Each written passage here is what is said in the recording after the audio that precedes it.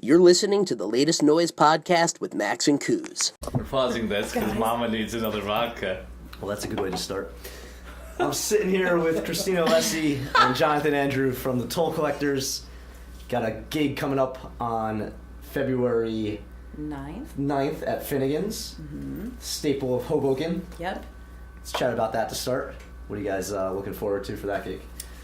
We haven't been at Finnegan's for a few months, so we're kind of stoked to get back into the groove.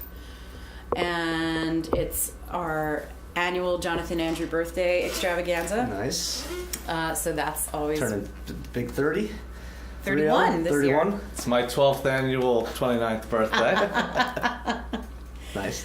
So we've got some new covers that we're doing, some old favorites. We're going to have an opener, which is something we normally don't do. John, do you want to talk about that? Yeah, because it's my birthday. I every year on my birthday, I make the band do shit that maybe they don't really want to do, but they go along with it.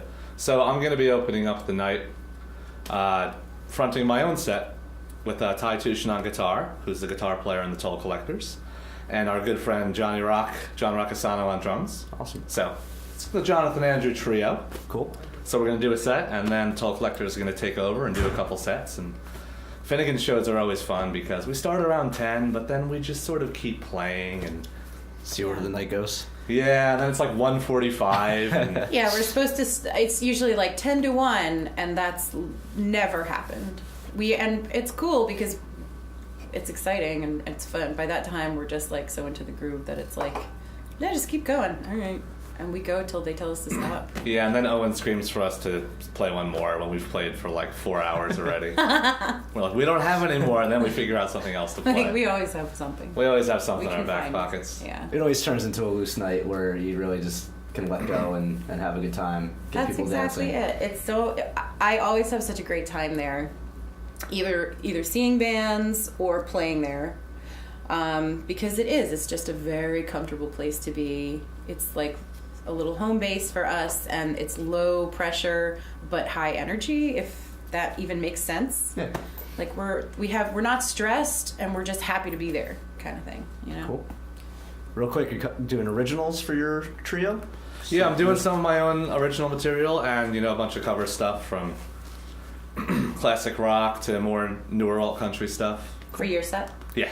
How would you describe your style with the trio? Every musician's favorite question. What do you sound like? Should I just pick up a guitar and play a song? Mm-hmm. No, it's melodic. It's melodic pop rock. It's lyric driven. It's hard to describe your music, I find. I think a lot of musicians agree. It's tough to try to explain what you sound like. You're too close to it. But yeah, it's, guitar, pop rock music, influences from Chuck Berry to Jason Isbell. Cool. With great lyrics. Oh, well, thank you. You're very welcome, my friend. Cool. So any other gigs in the works? You have a bi-monthly deal at Max Fields in Boonton? Yep, Max Fields on Main in Boonton. We started playing there last year, I think. And it's a great little spot. It's a small room. There's great food and really great drinks, and the people there are awesome. It sounds nice. We have the full band. It's kind of like similar to the Finnegan's vibe of what we do. It's 3 sets usually, both originals and covers, and it's just always a really nice group of people there.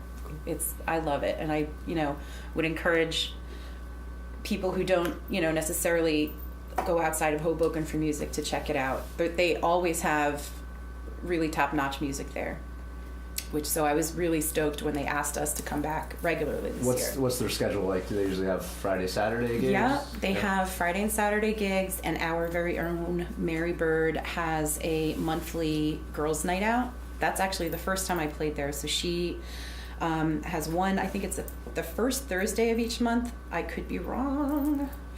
Yeah, I think it's the first Thursday where she does 3 female musicians come in and sort of do songwriters in the round, And so that's kind of how we got our foot in the door there, was through Mary. Cool. And what time do those gigs usually start? The girls' night out gigs are usually pretty early. They start about 7. And then what we're doing starts probably like 9:30ish. 9:30, like 12:30? Yeah, something like that. It's flexible. We kind of feel it out. If people are eating, we'll push it a little bit further. What's that sound? That's the sound of relaxation. So yeah, we have those. Brought to you by PBR.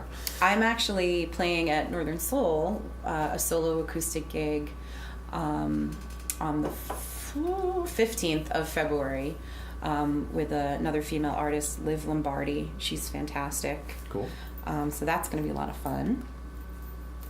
And yeah, we'll be back at Finnegan's again in April. So yeah, we've got a lot of stuff coming up. Good, fun stuff. Cool. Very nice.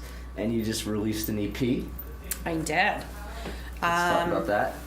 So I had recorded a bunch of songs over the past several years and just kind of have been hanging on to them. I really didn't know what to do with them because I recorded them right around when the Toll Collectors were starting. And we didn't really know if we were just playing a gig or if we were going to become a thing, and we played a gig and we're like, let's do this all the time. So I didn't really know what to do with these songs since it was solo stuff and none of the musicians from this band are on it. However, I've got lots of great people on there and I'm really proud of how it sounds. It's a 5-song. Some of the songs that we play with the Toll Collectors are on there. The Truth's Upon Us, My Little Sin, Rescue Me, and some others. I say a lot. I do. Everybody does, I guess. Yeah. But yeah, I'm really proud of the way it came out. When I did the soft release at White Eagle Hall in December, I actually hand-painted all of the CD covers. It was this weird little thing that I've always wanted to do. That was really cool. And I loved doing it. So I have a handful of those left, and that I'll have at the upcoming shows. And then I just released it on CD Baby today, so you can purchase it for download. I've posted the links on Instagram and Facebook. Can people find out more at ChristinaAlessi.com? They sure can, John Andrew. Thanks for bringing that up. ChristinaAlessi.com for all your Christina Alessi needs. We also have the tollcollectors.com, which goes to the same place. So either way, you'll find us. You'll find it. And you can email us all of your lovely comments there. That's cool. Yeah. Let's talk about how do you guys rehearse? What's your philosophy on that? Only when necessary. When necessary. Yes. Yeah. Being everybody's pretty busy in the band. Yeah. Yeah. Yeah, we've got a 6-piece lineup, and everybody in our band is in multiple bands and multiple projects. Mm-hmm. Some of us work day jobs, some of us do music full time, but everybody's in numerous things. We have 4 singer-songwriters in the band, and we have 2 just brilliant soloists and accompanists. Mm-hmm. And yeah, so time is very limited. We generally get together when we've got new material to work on. Yep. Or when we've got a really high-profile gig that we actually want to, let's really focus. Yeah. Wow, it makes us sound like slackers, doesn't it? No, I just find it interesting, like the balance of it all. Like how do you keep going and work with everybody's schedule, and how do you this works out when do you really- push things, and when do you let life kind of do what it does? I think initially we tried to do a more regular thing, which is what we had to do because we were building material. We were building our arsenal of stuff. And now we have a pretty set collection of things to choose from for each gig. So and also we have really good confidence. Hello, Donald Trump. We have the best confidence. The best.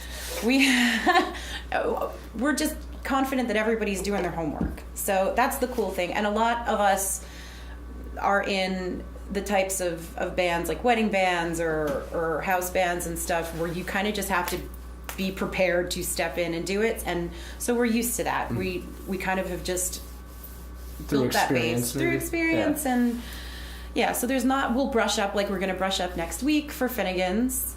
But we don't have to do a weekly thing at this juncture. When we start writing new material again, which we hope to do soon, then we'll meet in little groups. Like probably John and I will get together and hammer out some stuff and then kind of bring more people in as they're available.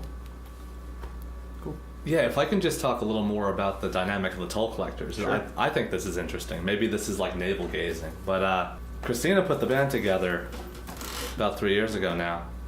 And I mean, we were kind of a bunch of strays that she picked up along the way. Our drummer Josh Bicknell was in Christina's previous band, Hey Tiger, so they've been playing together. Mm-hmm. Christina and I started doing some stuff a few years before that, or before the Toll Collectors, and then just put the pieces together with Mary Hubley, Sean David Cunningham, and Ty Tushin. I remember the first rehearsal we had.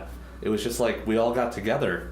It just gelled. And yeah, it was like seriously It was so easy. From the first song we played together, it was just we sounded like we sound now. The joke I always make about the Toll Collectors is we're never going to sound that great, we're never going to sound bad. We always sound the same. Yeah. From the first run through of the first song, it sounded like that. Yeah. I beg to differ. I think sometimes we sound pretty great. I'll second that. Don't undersell it. But I mean, it's just this is how we sound when we play together. Christina put this band together, and she trusts the players in her band to just kind of interpret the songs and prepare, and everyone just does what they do, and this is what it sounds like, and it's really cool. We're very lucky that everybody does put in the work. Like you don't have to worry about anyone showing up to the gig being like, what? Everybody's prepared. This is what we do. Mm-hmm. And like John said, the first time we played together, I was just like, oh my God, this is exactly what I had in my head. And it was just like, and it's easy. Everybody is also just so lovely. So it's nice to be in the same room making music together with these people. I've known Mary for, God, at least 15 years, probably closer to 20. And we always would say, we should really work on something together. So this was our first opportunity to really work together. And I remember cornering Sean at Northern Soul one time, like, I just want to do something with you. And I played with Ty at the first Last Waltz. And we were like, yeah, we should really do something. And that's kind of how it was born. Where I was just like, do you guys want to do this gig? I had a gig at Tierney's, opening for Defending Champions, who are amazing. Mm-hmm. Good friends of mine. They're fantastic. And I was like, I have this gig. Do you guys want to just try it out? And we did. And that was the end of the story. Yeah. Or the beginning. Very cool. Yeah. Well, it definitely comes across that tight-knit bond and professionalism that you guys bring to the table, because it's clear the second you start playing. Cool. Thanks, man. Thank you. I mean, I've been playing in bands for 25 years now, and this is the most natural, easiest band I've ever been in. I think natural is the way. Yeah, it's so natural, and that's one thing I love. The sound is the vibe. Mm-hmm. You could tell you guys care about each other up on stage. It's not it's just nothing's forced. Yeah, no. It's really a luxury. I've been playing in bands also for about the same amount of time, and it's like when you have something like this, it's kind of magical. So you really want to protect it and make sure it stays, Cool. And you don't want to rehearse. And then you don't want to rehearse. Also that. Right, just keep it as it is. Because there's no time. You can bother. I love it. Very cool. All right, well, one thing we did together more recently was the White Eagle Hall event on December 1st. What did you guys think of that? That was so much fun. I look back at that as one of my favorite nights ever, period. Just walking into the room, that was the first time I had been there. So just walking into the room, I was like, oh, yay. It's just such a gorgeous building and a gorgeous venue. So there's that. And then we go backstage and we get on the stage and there's so much room. There's so much room. I don't need to worry about a guitar hitting me in the head or Contrast that to Finnegan's stage. Right? Where we're all very close and comfortable. Yeah, I usually don't get to stand on the stage. No, Johnny's never on the stage. I'm like adjacent to the stage, right in front of where the barmaid running food out. Right. Dropping fries on me while I'm playing bass. You're lucky. I want fries. Yeah. But then, to get the sound checks that we got, and it was such a professionally run operation. It was so nice to experience, and it really just made me think, like, I want to do this all the time. Mm-hmm. Now that I've tasted it, that's what I want to do. And you did such a great job of putting the night together, and everybody was at the top of their game that night. I just felt like it was so successful on every level, and so nice to be a part of. Yeah, it's one of those things when I put it together, it was to give these bands that I think the world of the opportunity to be showcased in a place that they deserve to be. It's like it's the landscape of the music scene around here and locally from Jersey City and Hoboken. There's a lot of great venues, but they're not. I mean, they're great venues in the sense that they allow for music. They have good people that are running them. But the stage might not be the White Eagle, so... Exactly. The stage and the sound, when you have those two things... The experience. That's where... It's like, that's how we were meant to be heard and to play. So to actually have the opportunity to be in that situation is really great. And, all right, one other thing to say about it. And I totally lost my train of thought. I can hit it. Was it all of our friends joining us? Yeah, just being on Rescue Me. Oh, we did Rescue Me with how many vocals did we have on that? We had Jerry, 11 singers. Casey. We had 5 singers in our band, and we had 6 guest vocalists. Yes. So yeah, we had an 11. We had a 10-part backing vocal choir backing up Christina on that song. It was some of our favorite singers, our favorite local musicians: Jerry Rosenthal, Sylvana Joyce, Chris Smith, Jamie, Casey, Jeff Fernandez. Both Jamies, Jamie DeJesus, right? Jamie Delafave. Yeah. We got a double Jamie. Double Jamie. Boy Jamie and girl Jamie. Boy, and that's what we call it. Jamie, boy Jamie, or girl Jamie. That was... I know, I'm in a band with both of them. It's confusing. That was such a great moment, that moment in particularly. And I remember being backstage when we were going over it, because I had sent people a very, crappy iPhone recording of, here's where I think the vocal should be. And then to hear it happen live, I think somebody was filming it, and at one point I was like, "Oh my God, this is amazing!" I forget what I said; it was something stupid, but it all of a sudden, like, my whole body was just filled with happiness and good energy. Cool. Because you're with all of your people that you love, and they're all people you really respect.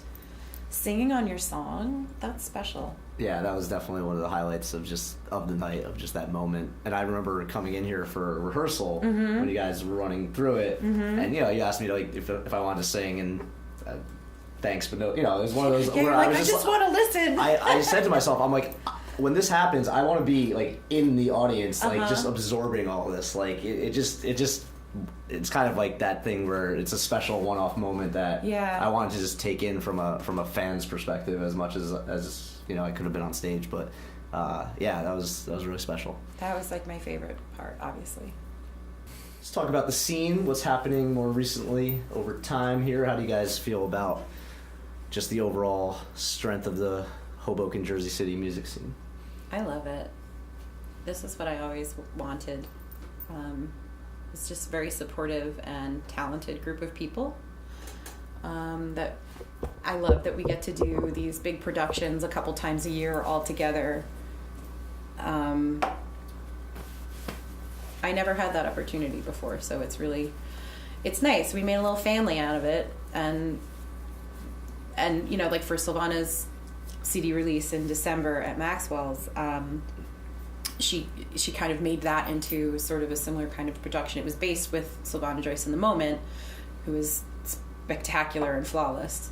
And then she had a lot of people coming up to do background vocals. We did a choral thing, which was like, blew my mind. Just, that show was just gorgeous. I know she put so much work into it, and I hope that she's as proud of the outcome as we all are of her, because that was stupidly amazing. I mean, yeah, it's a fantastic group of people we've got some great leaders in our community. Mike Kuzan, our lovely interviewer here. I know Thank that guy. you, sir. Jamie DeJesus of Yeah. Aleo Productions. I mean, I feel like if there's one guy who brought all these people together, it's probably Definitely Jamie. Yeah. Like you said, he does productions a couple times a year where he just calls people from all over Hoboken, Jersey City, New York, and just puts these ensemble shows together. Somehow has this knack to combine musicians in interesting ways. And the assignments are always spot on. I don't know how he does it. Like, I could never take that on just because just the herding of all of these musicians Insane. has got to be a little bit stressful. You know, like and he does it with his Jamie charm and his Jamie smile and his Jamie support.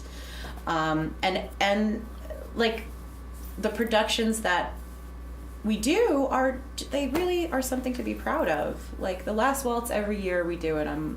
It's more and more exciting. The stuff we did down at the waterfront, Bowie and Zeppelin. and Zeppelin, like just beautiful stuff. I like that stuff too because it allows for the community that might not be the music community that we're used to performing for to kind of see what we're about. Absolutely. Because it's through the filter of, you know, like a David Bowie, you know, something that people are already familiar with. But we kind of do it our own way enough that like people will be like, oh, that guy, you know, that guy nailed it, or that girl nailed that. It's not like trying to replicate it. It allows for some space and It's a tribute. interpretation. Yeah, it's a tribute. It's not an impression. Right. And it's funny to approach it that way as a singer, probably more so than an instrumental musician, where you don't want to be doing an impression of the song, and you really want to interpret it as your own, but keeping the integrity of the song and the original performance that you're taking it from. It's a fun exercise. It's really fun to do, and when to hear everyone else do it is just, I love it. It's taught me a ton just being in the rehearsal room with 40 people that all of them just blow your mind in their own ways. Everybody has their own talents and their own abilities, and just seeing how just there's no ego. Like it's like for these That's it. for these events like even for the bigger ones, it's almost like you'd think that'd be harder to wrangle everybody, but everybody's so supportive of each other. We always talk about like the rehearsals, like people get there, they don't have to show up till 12, 11 o'clock, but they get there at 8 everybody o'clock. gets there at the start. They want to, like, that rehearsal is sometimes as much fun as the event itself, because we're so loose and we get to hang out with each other and run these songs a couple times, and it's like you want to perform for everybody else that's in the room too. Like, it's your peers. You want to perform for your people. Yeah. My favorite night of the year is Last Waltz rehearsal. Hands down, it is my favorite night. I take the day off of work the next day. Smart. And because it always runs really late, but also not the alcohol. I always say it's like our holiday party, right. Our office holiday party, because with everybody working so much, and a lot of times several of us are playing on the same night, we're not always able to see each other and come out and support. So it's really nice to just be hanging out and talk shop, or not, or just be in the presence of your friends and your peers and your cohort when no one's really working. It's nobody's night to perform. It's everybody's night. So that's really great. Cool. And I mean, we've got so much great stuff going on in this little musical community we all find ourselves in. Another great example is Jerry Rosenthal, our good friend, brilliant guitarist, singer, songwriter. Every other Monday night, he hosts kind of an open jam at the Village Poorhouse in Hoboken. And I mean, bands are going to form from these poorhouse jams. I mean, I'm playing with Jeff Greenspan and James Kaleo and a couple other guys in a new Grateful Dead cover band. And that basically was born, me and Jeff playing some Dead tunes at Jerry's jams. And like, we should do this. And now we've got a gig. We had a gig at Finnegan's this past week because... How'd that go? Space-time continuum. Unbelievable. Blew them away. I mean... How'd you feel the next day?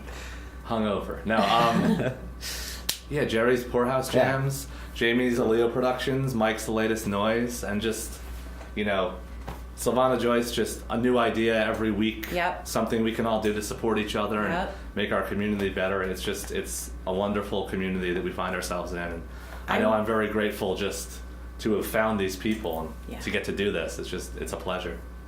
I would encourage anybody listening to go to the Jerry Jams. That's what we call them. I don't know. I think you should just change the name to Jerry's thing at the Poorhouse. It's every other Monday. But I would encourage anyone who's listening who is a musician or just loves music to come out and either listen or pop up on a song, because it's such an open and cool way to get up and play with a band, a really great band who has just formed for that song, Right. probably. And I went, what was it? It was 2 days ago, or a week ago. And it was just so nice also to just see everybody. There's always great familiar faces there. And Yeah, it's a good time to catch up.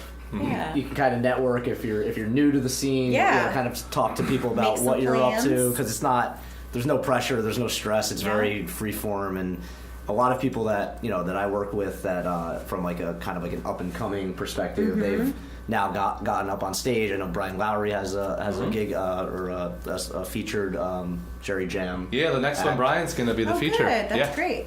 So and that's another thing, is that Jerry brings in a feature each time to kind of put together a set list and allow that person to kind of run the night where maybe they never hosted something before. So it's a good learning and growth opportunity there. And I Absolutely. think that's the special thing about our scene, is like, because somebody has something, they're not going to be like, oh, this is mine, you can't, don't touch it. It's like, no, like, this is mine, and I'm going to show you how to create your own event and create your own space. It's And that's the amazing. beautiful thing about it. I, haven't been playing in bands for 355 years. And even in this town, like, I've been playing in this town for a really, really long time. And the sense of community that we have among musicians, people that we've known for years and people who are just coming in, there's a lot of just respect and openness to give people opportunities, which I wish were there when I was just starting out. So I think that's really, really cool that a lot of these, like Jerry and Jamie and David and you, Mike, are giving everybody the opportunity to take the stage and to really foster the growth of music in this area. And one more we can mention, Dave Entwistle, which Yeah. is Cheers to Dave. Cheers to Dave. The A lot of this heartbeat wouldn't of have been music in possible Hoboken. without him. And he Oh, yes. might announce it. Well, again, this is in the past or in the future, but there's a. Are you telling the future, Mike? I think so. I think there's a new open mic coming at Northern Soul. I've been picking up that those Dave will vibes be also. running. He's going to be hosting a weekly open mic From back us. at Northern Soul. Back at So the new things come Northern around, Soul. which is always what's cool, is that you think something, one door closes, another opens. It could be the same door Yeah. again and again, but it's just another great night of community that's going to happen and just foster even more relationships and growth and friendships and fun and all that good stuff that we want more of in our lives. So And it's great to have Dave back in the mix again. Yes. Not that he really left, but No. but Wasn't too long. I was so stoked to find that out. I mean, to pick up on those future vibes. Cool. Well, thank you guys for taking time to talk to me. Thank and, you. Check out Christina Alessi and the Toll Collectors with an opening set with Jonathan Andrew and his trio at Finnegan's on February 9th, 10 p.m. See you there. Thank you.